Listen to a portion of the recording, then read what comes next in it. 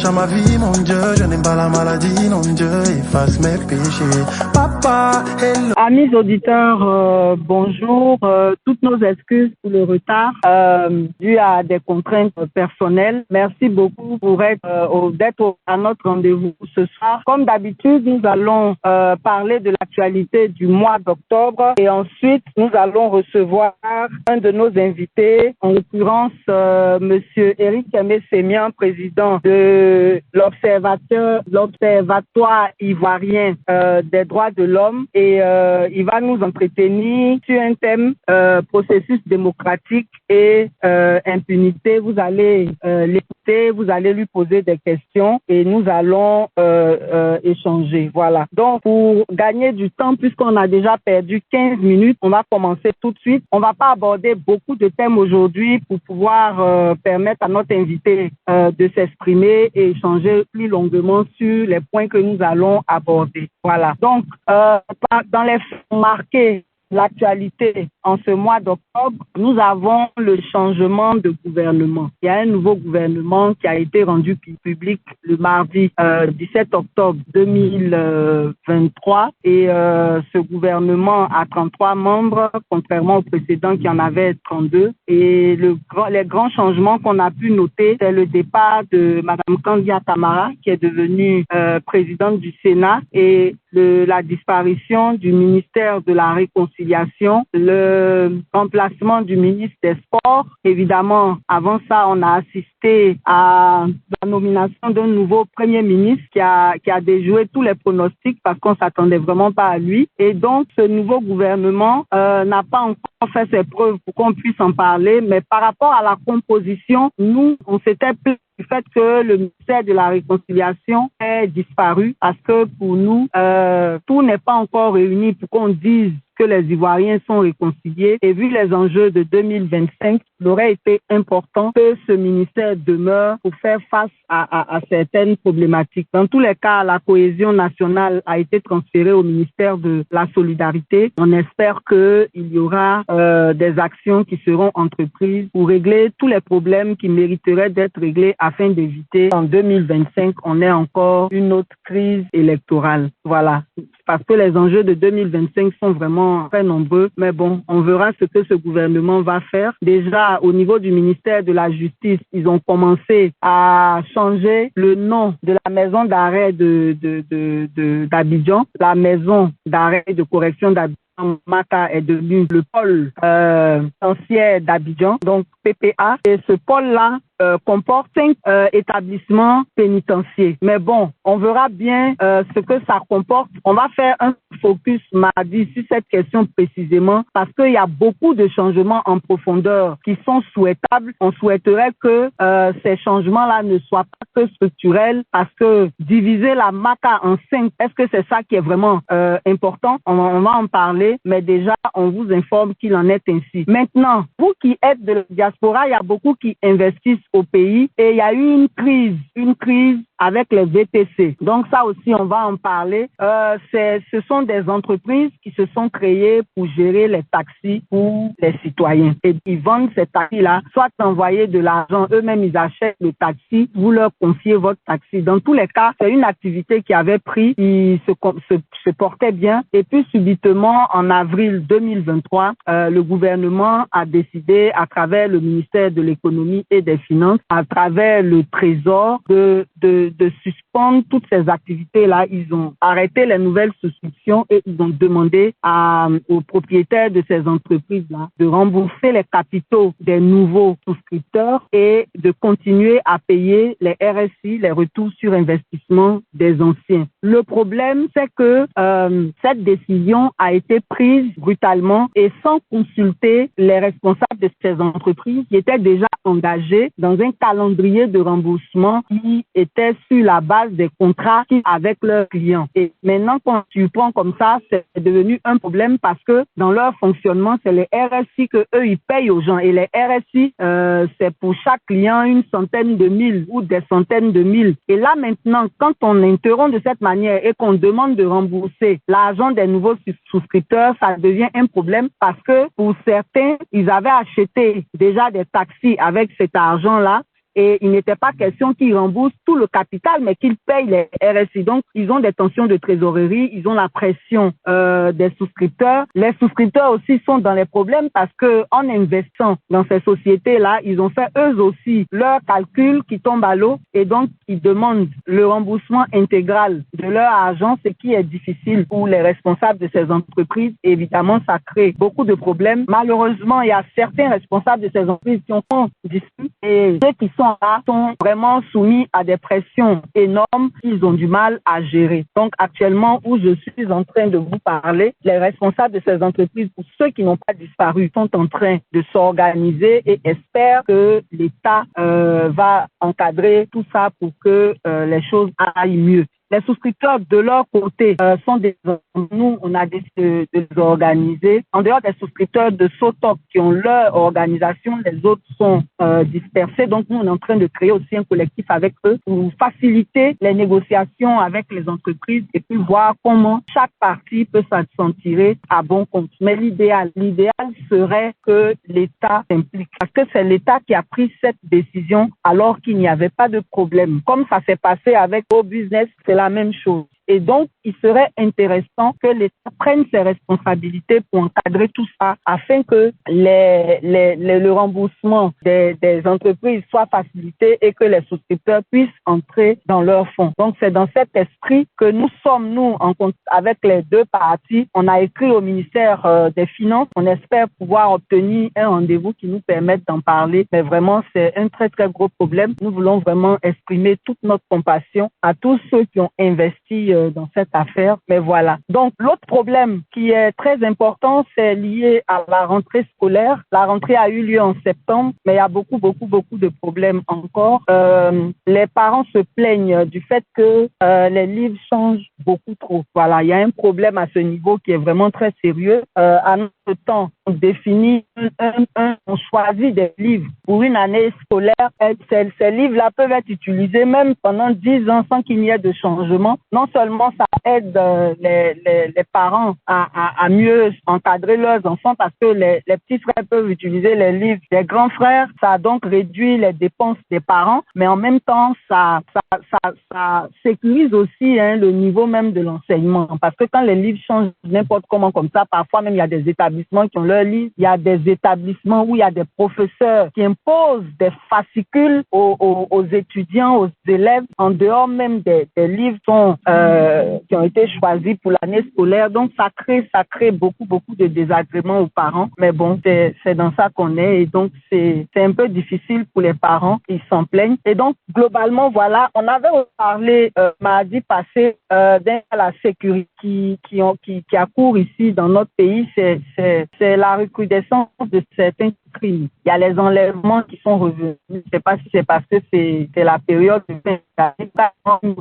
tout ça a recommencé et il y a beaucoup d'exemples. Il y a 2 jeunes filles qui ont été assassinées à Vavois, à Abidjan. C'est tous les jours que les gens disparaissent. Le mode opératoire maintenant, c'est d'accoster les jeunes enfants dans la rue, les envoyer acheter quelque chose et puis si les passants ne sont pas vigilants, voilà, on les kidnappe ou alors on les étrangle même. Donc c'est vraiment compliqué. Donc c'est d'interpeller les parents pour être beaucoup plus vigilants, de ne pas envoyer les enfants n'importe comment et surtout parler aux enfants pour ne pas parler avec les inconnus. Voilà, il y a plusieurs sujets dans l'actualité, on l'a dit, mais là, on voudrait donner beaucoup de temps à notre invité. Et donc, on va déjà se demander si notre invité est avec nous ou pas, savoir est-ce qu'il est là, Monsieur Sémien. Oui, bonsoir, je suis là. Ah, d'accord, tant mieux. Notre invité est là. Donc, chers amis auditeurs, voilà un peu le petit point que nous avons fait de l'actualité.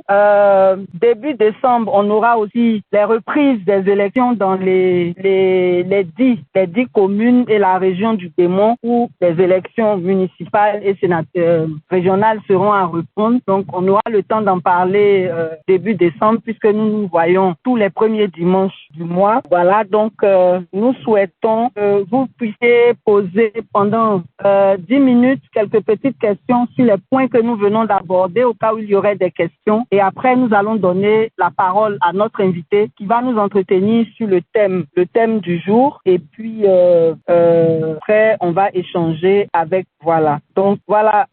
Charlène, y a-t-il des questions sur la première partie de l'émission? Omori dit que pas de questions, les informations sont assez claires. Voilà. D'accord. Donc, notre thème de ce jour, c'est processus démocratique et la lutte contre l'impunité. Attends, il y a question ici. Allez-y, monsieur Eddy. Bonsoir.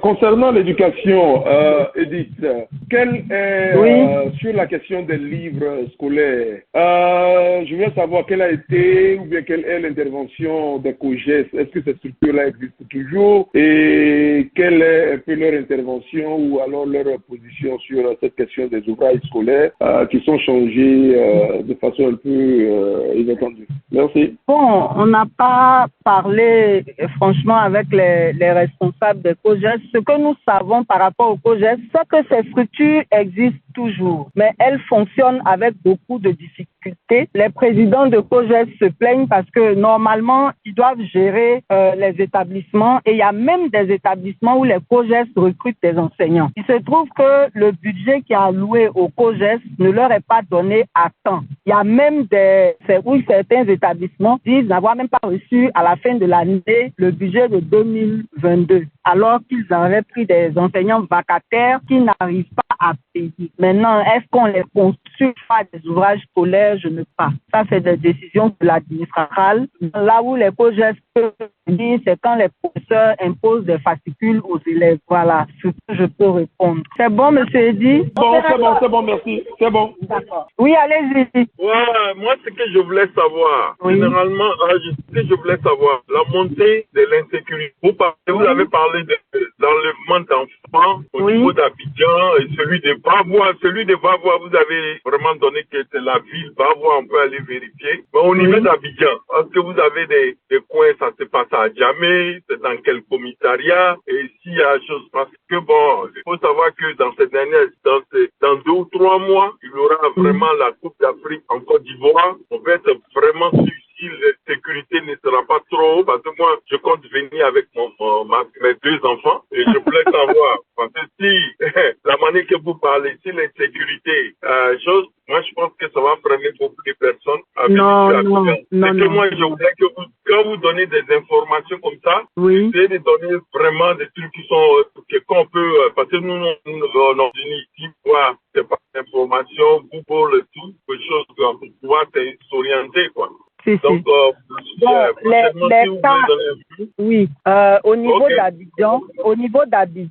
au niveau d'Abidjan, déjà, il y avait eu une période où on était vraiment inquiet par rapport même aux chauffeurs de Yango. C'est pas pour vous effrayer, c'est malheureusement nos réalités. Mais je pense que vous pouvez venir sans problème avec vos enfants parce que vous n'allez quand même pas les laisser se balader seuls dans la rue. On parle particulièrement des enfants qui sont sans surveillance. Et les cas qui ont été signalés, c'est particulièrement à Yopougon et à Djamé, particulièrement. Mais sinon, ça peut arriver partout. Hein. Vous savez que quand les gens sont dévoilés, parfois ils changent de commune aussi. Donc c'est surtout de ne pas laisser les enfants parler aux inconnus. Parce que ça parle qu'ils ont la possibilité de s'en prendre à ces enfants-là, en fait. Voilà. Les enfants qu'on envoie à la boutique, les enfants qui vont seuls à l'école, c'est un peu ça le problème. Donc, ne vous en faites pas. Vous pouvez venir pour la CAN, il n'y aura pas de problème. Maintenant, voilà, soyez rassurés. Soyez rassurés. C'est juste pour des mesures quand même de sécurité qu'on en parle. C'est pas si grave que ça. Merci beaucoup. C'est ce que je voulais.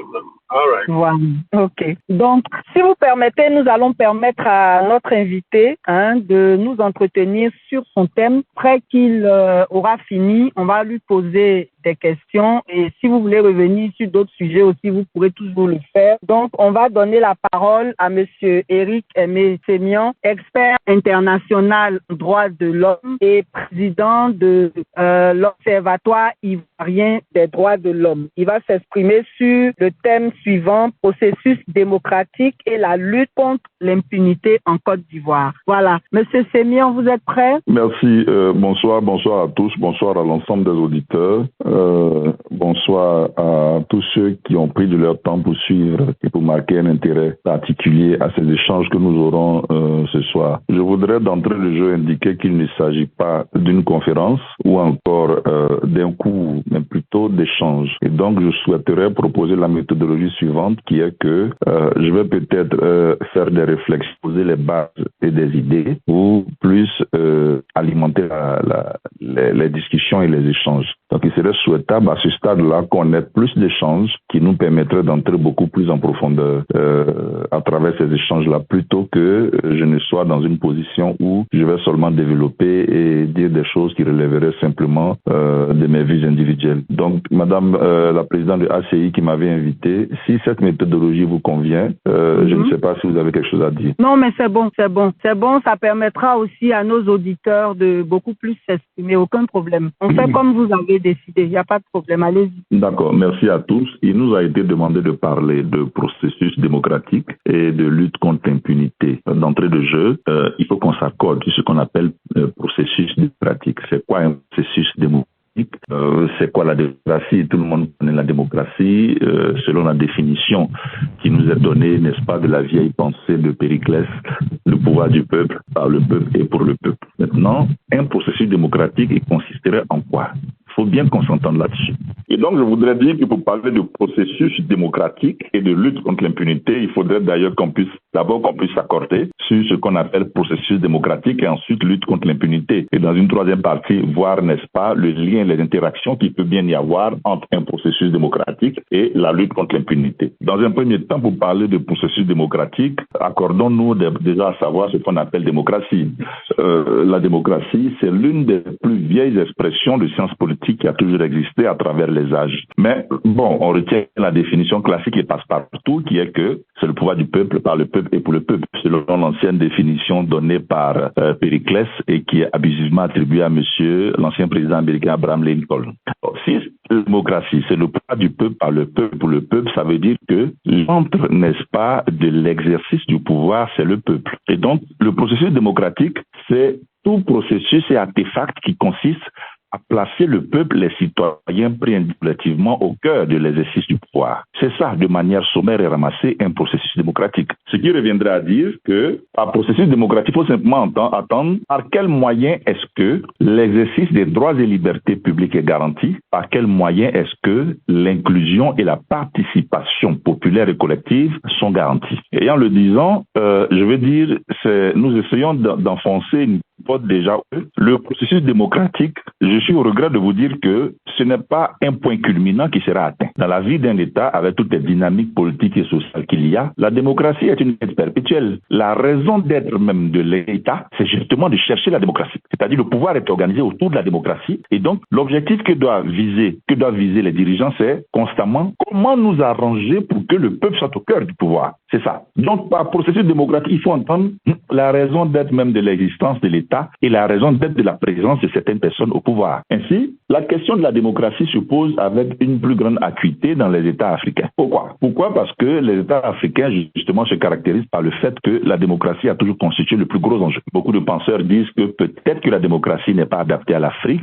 Peut-être que la forme de nos États ne s'y prête pas. Je suis plutôt de l'avis contraire. L'avis contraire qui est que la démocratie a toujours existé aux sociétés. Nos sociétés africaines traditionnelles et culturelles ont toujours été démocratiques, ont toujours connu ce qu'on appelle droit de l'homme, ont toujours connu la gestion partagée du pouvoir, ont toujours connu le rôle des femmes, des jeunes, etc. Nous avions des sociétés déjà organisées. Donc, mettons cet aspect de côté avec votre permission. La question se pose en Afrique parce que, justement, le contexte et l'actualité nous montrent au fur et à mesure et chaque jour des actes et des pratiques de gouvernance qui sont aux antipodes de la démocratie. Qu'est-ce à dire? C'est en Afrique qu'on voit pour la plupart du temps des pouvoirs autoritaires, autocratiques, où, n'est-ce pas, l'exercice du pouvoir s'articule autour d'une seule personne. Voilà le problème que nous avons en fait en Afrique, c'est-à-dire une compréhension étriquée du régime présidentiel ou présidentialiste, si vous voulez, qui n'offre pas d'opportunité réelle d'épanouissement en dehors du cadre tracé par l'exécutif. Dans la plupart de nos constitutions, lisez les fond, n'est-ce pas, du président de la République, le super-homme, le super-citoyen, l'homme qui décide de tout et qui fait tout. En lisant bien les processus,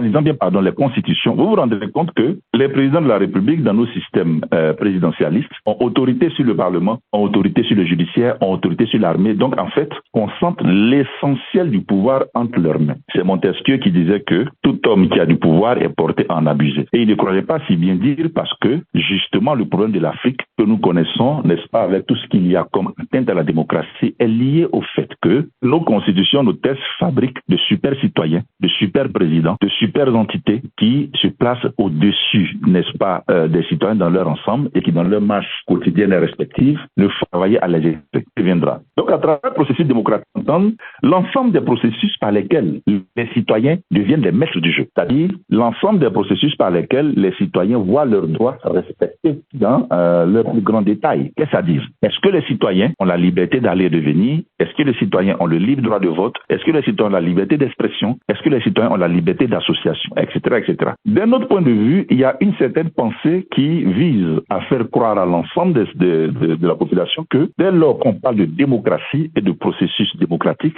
il s'agit simplement du mode de dévolution d'exercice du pouvoir ou encore, n'est-ce pas, des interactions qu'il y a entre les partis politiques et le pouvoir en place. Je m'engage à vous dire que la démocratie, c'est beaucoup plus grand que le simple jeu entre partis politiques. La démocratie est beaucoup plus grand que les élections. L'erreur que nous commettons. Quand nous parlons de processus démocratique, il s'agit pour nous de mettre en place un code électoral, de mettre en place une commission électorale, d'organiser des élections et puis juste après, le processus démocratique est fini. Ou encore de faire des accords entre partis politiques, de favoriser le retour de certains leaders politiques exilés, etc., etc. Mais ça, c'est un petit pan de la démocratie. Et là où ça choque, c'est parce que justement, la démocratie est prise en otage. La démocratie est prise en otage par ceux qui exercent le pouvoir et ceux qui ont la prétention de l'exercer. Mesdames et messieurs, retenez bien ce point. En Afrique, quand on parle de démocratie, il y a des gens qui pensent que la démocratie, c'est seulement l'apanage de ceux qui sont au pouvoir, donc les partis au pouvoir, et de ceux qui sont dans l'opposition et qui cherchent à exercer le pouvoir.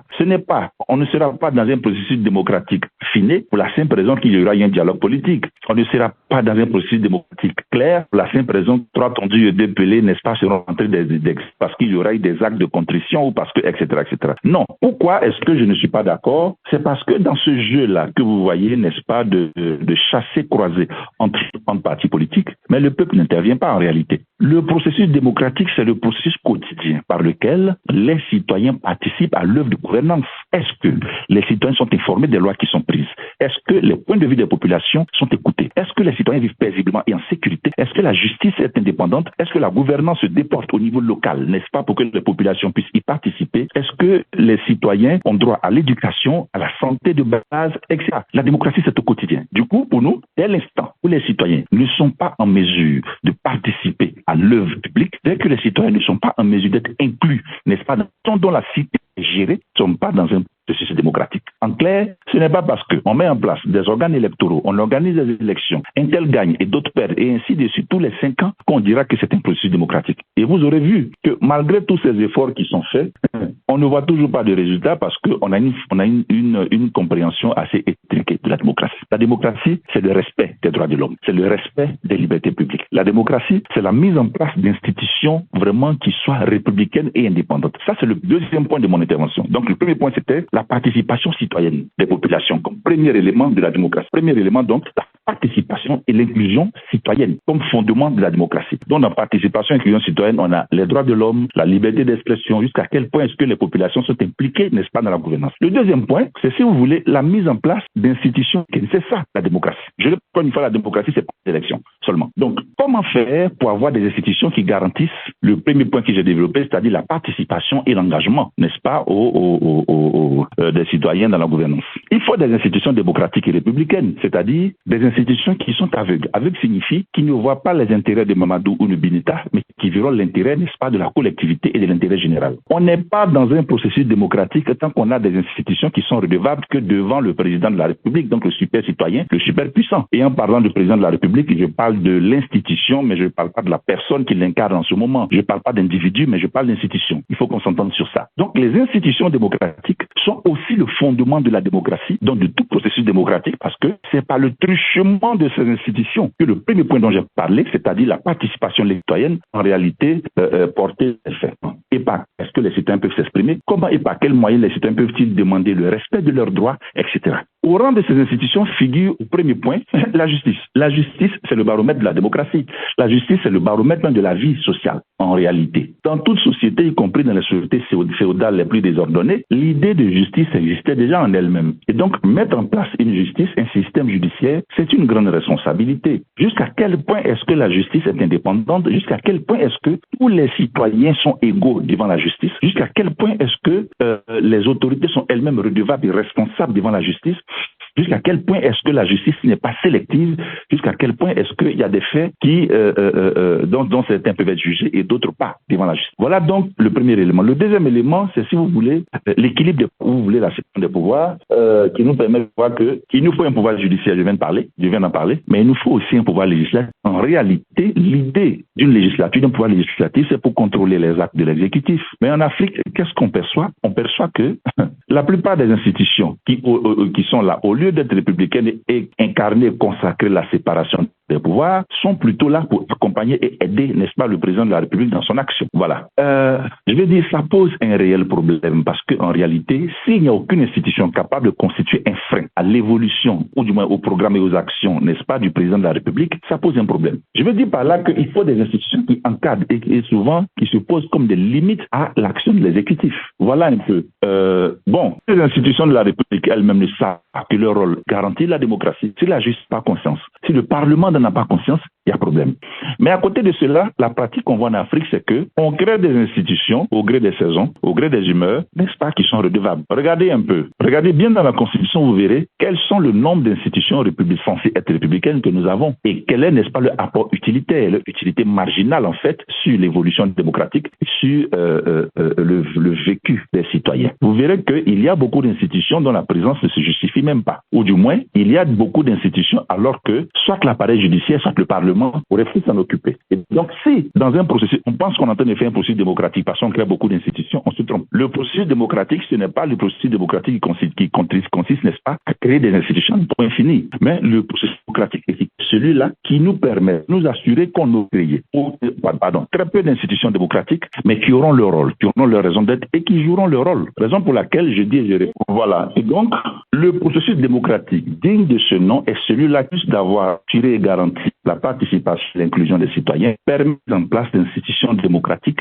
qui ne sont pas forcément nombreuses, mais qui aient leur place et qui encadrent, n'est-ce pas, l'exercice du pouvoir d'État. On ne crée pas des institutions parce qu'il faut les créer pour pouvoir satisfaire, n'est-ce pas, les amis, etc. Maintenant, le lien qu'il faut faire avec la lutte contre l'impunité, on va y arriver. Mais le troisième point, c'est que, à côté de la participation citoyenne, la création d'institutions républicaines, il faut comprendre comme troisième pilier, le troisième pilier, c'est la redevabilité ou l'obligation de rendre compte. Le processus démocratique est un processus qui permet de nous assurer que toutes les institutions mises en place permettent, de nous assurer de la participation citoyenne et de nous assurer qu'on peut contrôler, n'est-ce pas, la gestion de la cité, on peut contrôler populairement la gestion de la cité. Regardez la plupart de nos États africains francophones. Nos institutions prévoient, par exemple, la Haute Cour de justice qui permettent l'inculpation du chef de l'État en exercice. Mais est-ce que vous savez que dans la plupart de nos États, la Haute Cour de justice n'est pas mise en place? C'est-à-dire c'est la seule institution la seule institution judiciaire qui peut juger un chef d'État en fonction. Mais nulle part ça existe. En Côte d'Ivoire, elle n'a pas encore vu le jour, en tout cas sauf erreur ou omission de notre part. Et chaque régime qui se succède fait en sorte que cette institution ne voit pas le jour, par exemple. Donc le troisième pilier, c'est la redevabilité, l'obligation de rendre compte. Un processus démocratique en dehors des élections, c'est tout processus qui permet que le gouvernant, président de la République, premier ministre,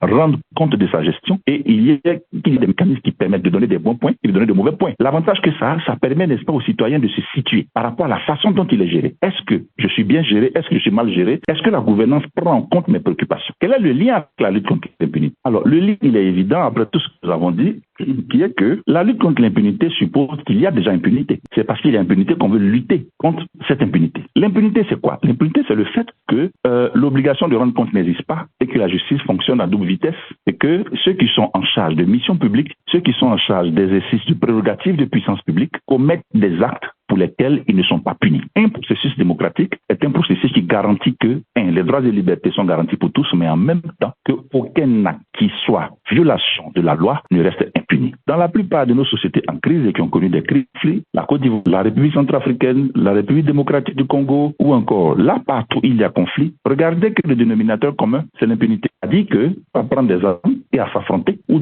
se retrouvent à se quereller pour la simple raison qu'on est convaincu que la loi, la justice et l'autorité n'ont pas fonctionné de manière égale, égalitaire et équitable envers tous les citoyens. Il y a conflit parce qu'il y a injustice. Il y a manque de démocratie parce qu'il y a injustice. Et c'est l'injustice qui est à la base des pratiques antidémocratiques. C'est l'injustice qui est à la base du fait que certains citoyens se sentent beaucoup plus proches des autorités que d'autres et donc posent des actes qui vont, n'est-ce pas, à l'encontre de la loi. Ici, si dans une société, tout le monde savait que la rigueur de la loi allait s'appliquer de la même façon pour tout le monde, il y a des actes qui ne seraient pas commis. Donc pour nous, l'impunité est un facteur, n'est-ce pas, de négation de la démocratie. Là où il y a impunité, il n'y a pas de démocratie. En prenant un exemple tout simple, la Côte d'Ivoire est passée par la case guerre et conflit armé, mais on s'aperçoit que depuis 1999-2002 jusqu'à présent, la plupart des actes qui ont été commis sont des actes qui sont restés impunis. La Côte d'Ivoire a vu abriter sur son sol des crimes de guerre, des crimes contre l'humanité, des crimes de masse, pour lesquels jusqu'à présent on ne sait pas qui les a commis. L'article 30 de l'ancienne constitution de 2000 prévoyait l'impunité pour tous ceux qui avaient fait le coup d'État de 1999. Bien sûr, ça réglait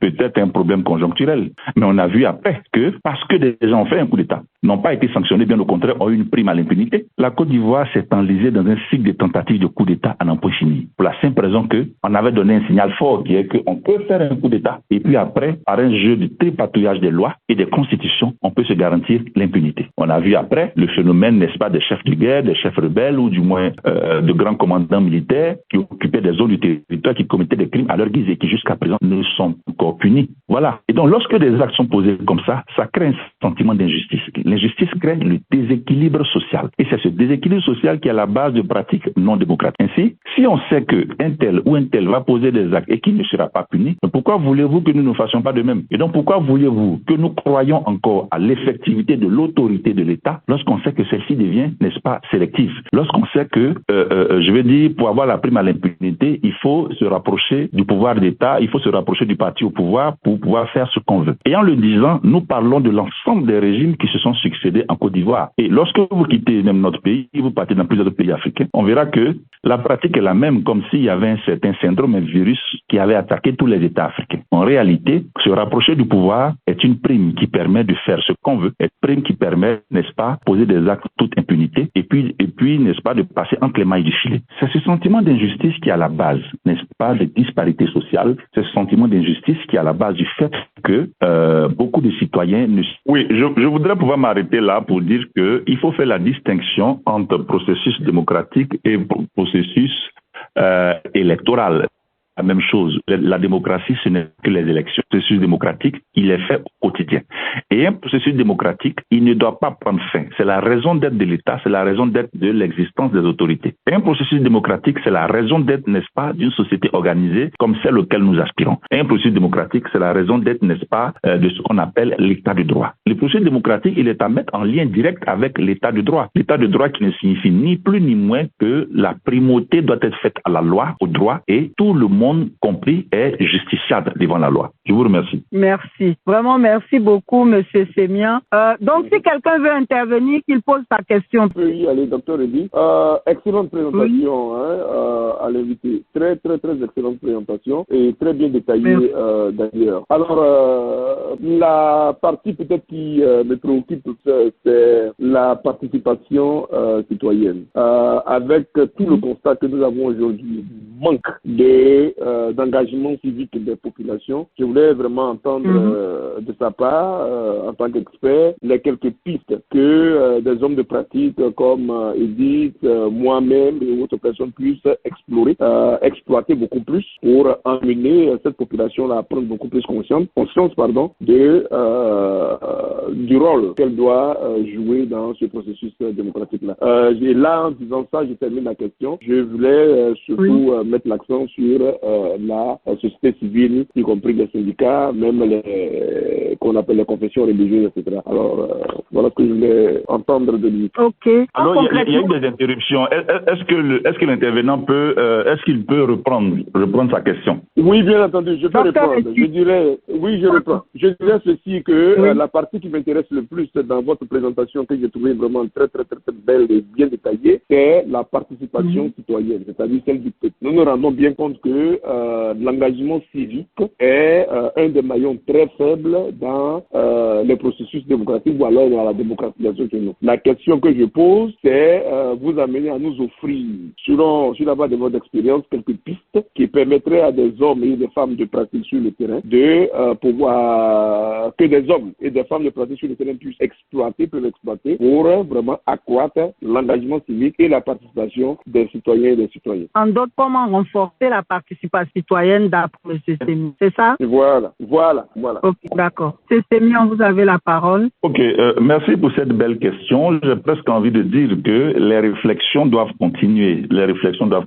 L'engagement citoyen valable dans un État A n'est pas forcément ce qu'il faut dans un État B. Il faut qu'on s'entende sur ça d'abord. Le problème que nous avons en Côte d'Ivoire, je puis le dire, il faudrait que on s'accorde sur l'essentiel. Accordons-nous sur l'essentiel. Permettez-moi 5 minutes, n'est-ce pas, de retour dans le passé. Cher monsieur, l'État de Côte d'Ivoire que nous avons aujourd'hui est l'État de Côte d'Ivoire issu des années 80 et 90 qui a raté le passage à la démocratie. Ce que nous gérons actuellement en Côte d'Ivoire, c'est le virage raté à la démocratie. Donc, parti au pouvoir, parti unique qui retient la liberté, qui s'accroche dessus, l'opposition exacerbée, qui tire sur la corde et la corde s'est cassée. Cette corde, on ne l'a pas encore reconstituée. Et tenez-vous bien, après 30 ans de pouvoir du premier parti au pouvoir, parti unique, on nous a fait comprendre qu'il n'était pas question, il n'était pas utile, n'est-ce pas, de voir prospérer l'engagement citoyen. Entre 1960 et 1990, on n'entendait pas beaucoup parler de société civile et d'engagement citoyen. On trouvait des moyens de contenter, n'est-ce pas, tous ceux qui se plaignaient, comme dans une cour familiale, une cour commune, et on trouvait le moyen, n'est-ce pas, de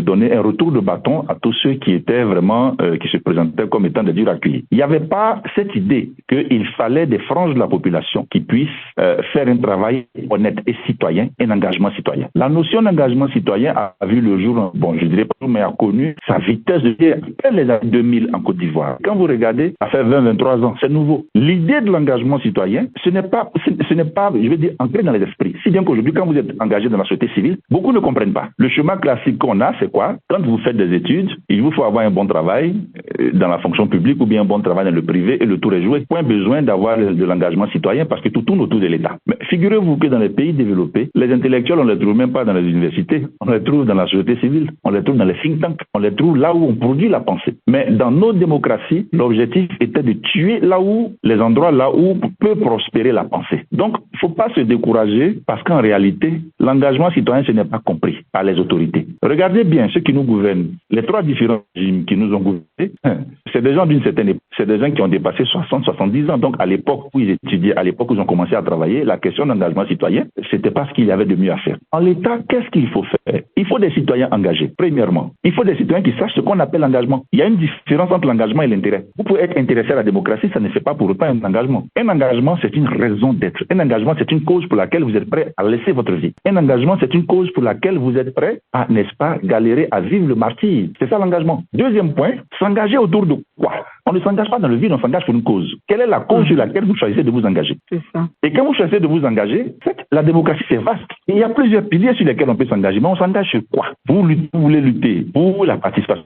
Comment est-ce que vous formulez la problématique? Parce que quand on dit on s'engage sur quoi, il faut analyser un problème précis sur lequel vous voulez travailler. Et quand vous analysez un problème précis sur lequel vous voulez travailler, il faudrait que ce problème, la problématique, vous puissiez la maîtriser. Quand je dis la maîtriser, signifie que vous devez vous imposer comme une sommité dans la question. Si vous voulez vous engager pour garantir la participation citoyenne, sachez que ça, c'est une thématique que vous devez de maîtriser et pour laquelle vous devez être prêt, n'est-ce pas, à laisser vos plumes. Et enfin, sachez faire la part des choses. Quand on est engagé, sachez qu'il n'y a aucune différence, en fait, entre les partis politiques qui sont au pouvoir et ceux qui sont dans l'opposition. Ça choque souvent, mais il faut que ce soit clair dans la tête de tous ceux qui veulent s'engager. Un acteur politique, il reste un acteur politique. C'est-à-dire que c'est pas lorsque l'ordre des partis politiques est interverti, donc que ceux qui sont au pouvoir vont dans l'opposition et que ceux qui sont dans l'opposition viennent au pouvoir qu'on dit qu'il y a eu alternance. Je suis désolé, ce n'est pas ça. L'alternance, changement de mode de pensée. L'alternance, c'est un changement de vision de l'État. L'alternance, c'est un changement, n'est-ce pas, de paradigme politique. Mais en Côte d'Ivoire, depuis 90, je suis désolé, je ne vois pas de changement de paradigme politique. Ce n'est pas parce qu'on prend des gens dans l'opposition, on les met au pouvoir qu'il y a changement. Il n'y a pas eu de changement en Côte d'Ivoire, désolé. Et donc, les choses restent en l'état justement parce qu'on n'a pas d'opinion publique, parce qu'on n'a pas assez de citoyens engagés. Pour répondre clairement à votre question, il est peut-être bon qu'on puisse suivre des formations et des cours sur l'engagement citoyen. Voilà, au départ, beaucoup de personnes vous prendront pour des pour des gens un peu détraqués, tout, mais après, raison vous revient pas. Choisissez une cause, attachez-vous à cette cause et soyez prêts à mourir pour cette cause. Commencez déjà chez vous, dans votre entourage, et vous verrez que ça va prendre. Merci. Ok, merci beaucoup, M. Sémian. Docteur Ebon. Oui, Edith. M. Sémian, Docteur Eddy estime que vous êtes très brillant. Il est très content. Merci beaucoup. Alors, est-ce qu'il y a d'autres questions? Oui, il y a Umuri Nomoko qui a une question ici. Pour moi, la démocratie est dévoyée parce que en amont, les règles ne sont pas respectées. Qu'en pensez-vous? Et puis, bon, le reste sont des commentaires. Je partage votre avis à propos de l'engagement citoyen. Dommage qu'en Afrique, on ait à risquer sa vie pour un engagement citoyen. C'est scandaleux. Voilà, c'est tout. D'accord. M. Sémian, vous avez bien saisi la question? Oui, j'ai bien saisi la question. Je remercie. Je remercie aussi Dr Eddy. Je trouve que lui-même, il est beaucoup plus brillant et qu'il aurait lui-même pu faire cette présentation. Voilà. Alors, à la question qui vient d'être posée, je dirais que ce n'est même pas seulement que les règles ne sont pas respectées. Le processus d'élaboration des règles est faussé et est biaisé. Et je vous le dis clairement, madame, la loi, c'est ce qui régit une société, mais la loi peut être mauvaise. La loi peut être mauvaise. Je vais vous donner un exemple tout simple. Mais est-ce que vous savez que pendant longtemps, pendant plusieurs années, au moins 5 ans, notre chef d'État, notre président de la République a gouverné par ordonnance. Et c'est après que ces ordonnances ont été régularisées. Deuxièmement, je veux dire, on a l'impression que les lois sont prises pour régler des situations ponctuelles et on les change. La constitution que nous avons, la constitution de Dez, on nous avait dit qu'on adoptait cette constitution pour qu'on ait la paix en Côte d'Ivoire. Donc, si je constate bien, cette constitution ne nous a pas apporté la paix parce qu'on s'est tapé dessus en 2020. Il y a eu plus de 100 morts. Et cette constitution qu'on a adoptée en 2016, on est déjà à la deuxième modification, pour être modeste même. C'est ce que et je on voulais prévoit dire, encore une troisième modification.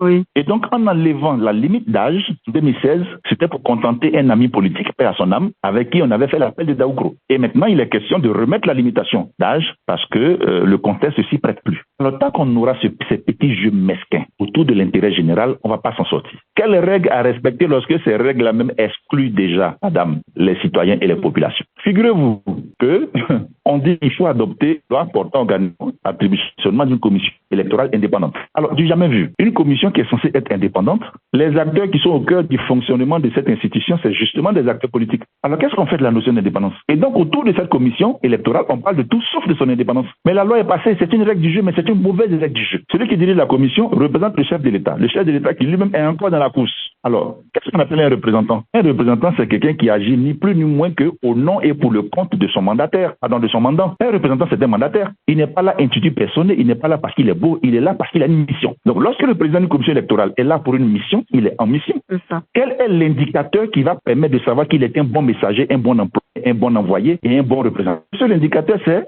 il sera bon pour autant qu'il aura fait ce que son chef lui aura demandé de faire. De la même façon, on ne peut pas avoir des partis politiques d'opposition qui crient le matin d'une voix et qui le soir se cachent pour intégrer la commission électorale. C'est-à-dire que c'est un jeu à gagner, gagner, perdu, perdu. Le matin, je critique la commission électorale, mais je m'en vais quand même aux élections et le soir, je rentre dans cette commission. J'ai assez de commissaires là-bas. Mais lorsqu'on donne les résultats que je perds les élections, je crie au loup, la commission électorale est mauvaise. Je suis désolé, la commission est mauvaise, mais vous êtes dedans. Vous êtes là-dedans. Ah, c'est ça. Alors quand on n'est pas d'accord, on n'est pas d'accord. On n'est pas dans la commission, on n'est pas dedans. Et donc, c'est pour dire à la dame que et les partis politiques d'opposition et le pouvoir, je ne vois pas la différence en fait. Je ne vois pas la différence. Et tant que les citoyens ivoiriens ne comprendront pas qu'il nous faut une alliance sacrée, au-delà des partis politiques, RHDP, PACI, je ne sais quoi encore, qui n'ont pas de solution pour les Ivoiriens. Je suis désolé, je suis au regret de vous dire. Vous pouvez être affilié au parti que vous voulez, mais sachez que dans l'évolution de notre démocratie, les partis politiques ivoiriens qui sont là actuellement dans la configuration actuelle ont tous atteint leurs limites. Ils ne peuvent plus rien faire d'autre. Je veux dire, c'est pas le miracle qu'il faut attendre. Si vous voulez, faites revenir le PPACI au pouvoir et vous verrez. Faites revenir le PDCI au pouvoir et vous verrez. Il n'y a pas de changement. Et donc, les règles du jeu sont mauvaises pour la simple raison que le processus qui permet d'aboutir à ces règles du jeu, lui-même, dès le départ, est biaisé. Voilà la réponse à la question de la dame. Merci beaucoup. Oui, docteur le dit encore.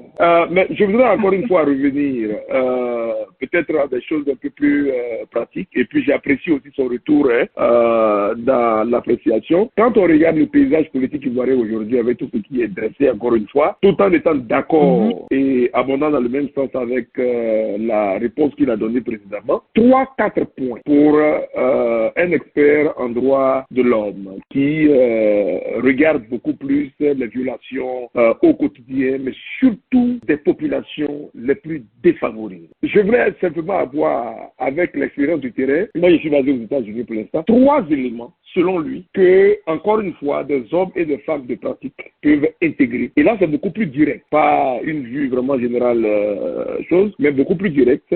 3 éléments, 3 aspects sur lesquels les couches les plus défavorisées, par exemple, peuvent être emmenées, sur lesquels travailler pour amener un engagement civique au sein de ces couches-là et de relever ça. Parce que je pense que c'est ça la base. Le professeur Seribaï, paix à son âme, à l'université d'Abidjan, disait que le problème de la démocratie dans nos pays, et surtout en Côte d'Ivoire, c'est qu'on n'a pas de citoyens et de citoyennes. Et quand je lui ai posé la question de savoir qu'est-ce qu'il veut dire par là, il a dit non, en ce moment, il disait cela, que le problème, c'est qu'on n'a pas de citoyens et de citoyennes parce que le citoyen et la citoyenne, c'est celui qui sait que même le bulletin de vote qu'il dépose là est un contrat qu'il doit suivre tout au long de l'année, c'est-à-dire 365 jours sur 365 jours. Quand on n'a pas cette conscience-là, ça devient difficile. Le monde paysan, dans la cacao culture et à tous ces niveaux-là. Donc, pour résumer ma question encore une fois, je voulais vraiment, avec son expérience sur le terrain, qu'il nous donne 3 pistes seulement sur lesquelles on peut travailler, nous, pour relever cet engagement civique là au sein des populations qui sont déjà tellement popularisées que, avec même un sac de riz portant l'effigie d'un candidat, on croit qu'on a atteint la démocratie. Alors, merci à Dr Eddy pour sa question. Si j'avais ces recettes, là, je serais dans la prestidigitation. J'ouvrirais peut-être un cabinet de fétichisme. Non, je n'ai pas de solution miracle là maintenant. Ensuite, je veux dire, l'engagement dont il parle est fonction du secteur d'activité de la problématique qu'il aura identifié. Peut-être que je lui serais plus utile si on avait des discussions en bilatéral, n'est-ce pas, pour identifier ce qui est à la cause de sa décision, la problématique qu'il a identifiée et plus clairement la problématique qu'il veut adresser, cette problématique-là. Voilà, là, on peut le faire en bilatéral, étant entendu que je ne dis pas non plus qu'après ces échanges-là, ça voudra dire que je lui donnerai des solutions. D'un point de vue plus global, ne perdons pas de vue qu'on a raté beaucoup. On a raté beaucoup de choses en Côte d'Ivoire. Et je suis au regret de dire qu'on continue de les rater. Oui, on continue de les rater. La gouvernance nous tombe dessus, nous subissons la gouvernance. Il n'y a pas de citoyen en Côte d'Ivoire. Je suis d'accord avec le professeur Seribaï, paix à son âme, qui a été mon maître aussi. Il faut déjà commencer par cultiver et enseigner la citoyenneté démocratique. Oui, avoir le courage de le faire, il y a tout un tas de modules sur la question, la citoyenneté démocratique. L'enseigner pour mettre à niveau notre système éducatif. Regardez bien, on nous apprend la physique, la chimie, les maths, tout, beaucoup de connaissances, mais nombreuses connaissances acquises entre les mains d'une tête mal faite, d'une tête mal éduquée, ne servent pas à grand chose. Il y a une différence entre l'enseignement et l'éducation. On n'a pas des citoyens éduqués. En allant même plus loin, on voit qu'il y a des gens qui ont des doctorats, qui ont des agrégations, qui jettent des épluchures de bananes sur la route. Donc, à quoi sert d'avoir des diplômes si on n'est pas capable d'être citoyen? Je dirais à Dr Eddy de commencer déjà par enseigner, et il en a les capacités, la citoyenneté démocratique tout autour de lui. Ensuite, lorsqu'on aura commencé à enseigner la citoyenneté démocratique, il va falloir créer des cellules pour des actions sur le long terme. C'est-à-dire qu'en 2023, si on veut voir le grand changement apparaître, 2025 c'est déjà tard. Je suis au regret de vous dire que, vu la façon dont la Côte d'Ivoire fonctionne, le scénario de 2025, il est déjà prévu, je pense. Créer des citoyens nouveaux, donnons-nous pour 2030. C'est enseigner la citoyenneté démocratique autour de vous, à vos enfants, vos collègues, aux communautés locales, aux élus locaux, etc., etc. Je pense que si on commence déjà par ça, enseigner la citoyenneté démocratique, bâtie autour de l'opinion publique et l'intérêt général. 2 notions qui sont vides en Côte d'Ivoire. L'opinion publique. On n'a pas d'opinion publique. Et donc, moi, je cherchais à créer un mouvement pour aider à appuyer la constitution d'une opinion publique ivoirienne. Ce qu'on n'a pas. Donc, moi, je voudrais peut-être... Vous exagérez, hein. Docteur Eddy, c'est bien, là. Donc, tout ce qu'ACI fait là, c'est rien pour vous, quoi. Non, c'est pas ce que nous disons. Ce que nous disons, c'est que... C'est ce qu'on essaie, nous, de faire. Voilà. C'est-à-dire, ce que ACI fait, c'est déjà très bien. C'est la raison pour laquelle nous participons à ce genre de forum et pour la raison pour laquelle nous acceptons vos invitations. Mais je vais dire, pour que vous faites amplifier, calculez le nombre des membres de ACI par rapport à la population ivoirienne. Ça ne fait même pas 1%. C'est ça. Ça ne fait pas 1% et il se trouve des gens, alors que vous travaillez dans le sens de l'intérêt public, qui sont contre vous parce que ils vous voient comme une menace contre leurs intérêts. L'opinion publique, c'est quoi? L'opinion publique, c'est cette pensée qui cristallise l'essentiel des réflexions autour de l'intérêt général. Si bien que vous pouvez être PPACI, vous pouvez être RHDP, vous pouvez être ceci ou cela, et dès l'instant que l'intérêt général est menacé, si c'est le fait de votre parti politique, au sein de votre parti politique, vous regardez les gens en face, vous leur dites, je ne suis pas d'accord avec vous sur ce point précis, parce que ça ne va pas dans le sens de l'opinion publique, de l'intérêt général. En France, en Europe, partout, sachez qu'il n'y a pas des abonnements avec les partis politiques. aussi bien que pour les élections de 2025, un citoyen peut voter pour un tel, mais pour les 5 années à venir, il vote pour quelqu'un d'autre parce qu'il aura été déçu pour quelque chose qu'il pense qu'il ne va pas dans le sens de l'intérêt général. Et donc, des cellules de réflexion autour de l'intérêt général, de la chose publique et surtout de l'opinion publique saine. Une opinion publique saine qui signifierait par exemple que lorsque 8400 soldats se lèvent en Côte d'Ivoire en janvier 2017, paralysent le pays pendant 5 jours, les mêmes paralysent encore le pays 5 mois après, en mai, pendant une semaine, qu'il ne se trouve personne pour en parler, que c'est même interdit d'en parler. Mais les mêmes causes produisent les mêmes 6 ans après, mais on ne sait pas où sont passés ces 8400 soldats. Et chacun d'entre eux a reçu 16 millions de francs CFA. Alors, question pour les citoyens. Qui devait quoi à qui et qui a payé quoi à qui et avec quoi? C'est quel argent qui a servi à payer ces gens? Je peux bien être RHDP du parti au pouvoir et me poser légitimement ces questions. Voilà ce qu'on appelle l'opinion publique. Dis, monsieur le président, vous, monsieur ce point, désolé, vous nous devez une explication. Mais il se trouve des gens, tout intellectuels qui sont et qui se réclament, qui vont dans ce sens-là, dans le sens de la banalisation, n'est-ce pas, de ce qui concerne l'intérêt public. Donc je dirais à monsieur Eddy de commencer par des cellules de réflexion. Ils vont s'amplifier, car je vous assure, le nombre d'intellectuels et de penseurs ivoiriens qui sont déçus de la gouvernance ne fait que grossir. Le nombre d'intellectuels ivoiriens qui sont prêts à voir autre chose et d'autres paradigmes est en train de grossir. Il faut se désabonner des amitiés et des intérêts personnels. Je suis un tel, je suis pro un tel, je suis pro un tel. Emmener les citoyens progressivement à cela. Merci. Merci beaucoup, monsieur Sémian. C'est pour ça que nous, on prescrit aux citoyens d'être pro Côte d'Ivoire. Parce que le culte de la personnalité, souvent, c'est forme des gens. Un déficit de citoyenneté démocratique dans nos États n'est pas lié aux pressions extérieures exercées sur nos dirigeants. C'est ça la question. D'accord.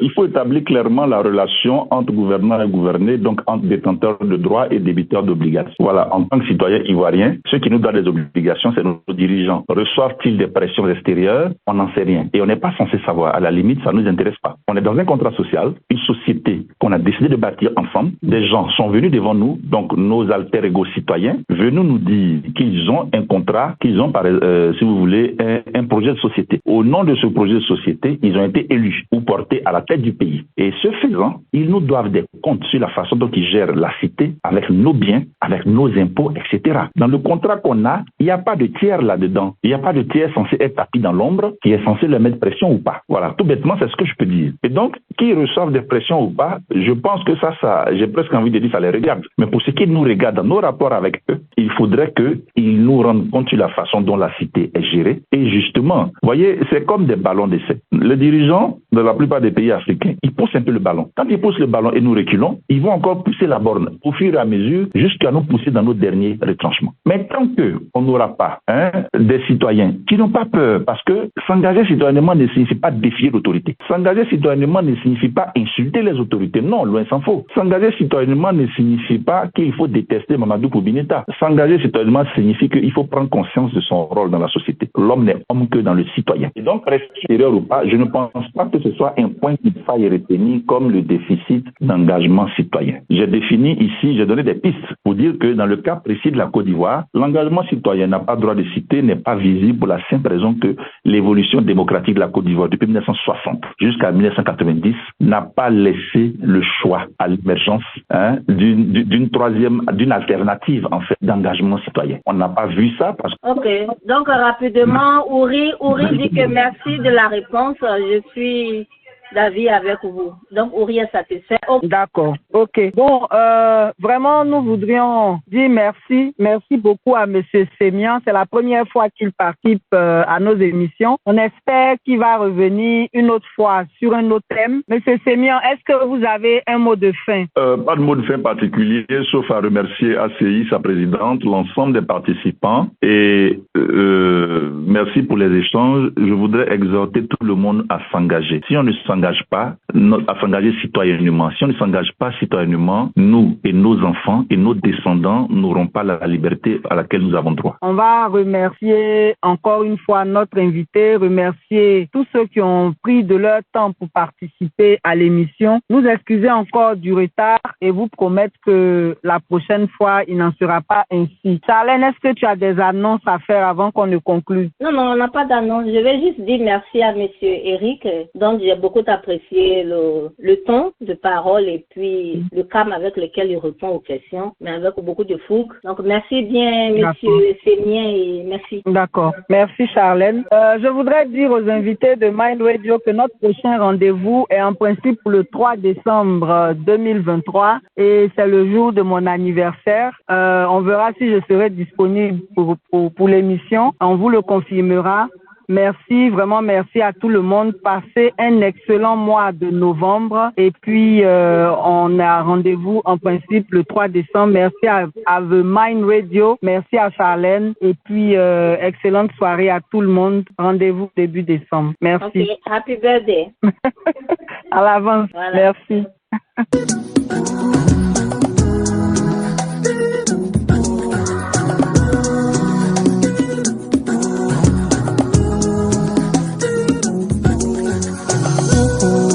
Ouais, je veux que tu t'attaches à ma vie, mon Dieu.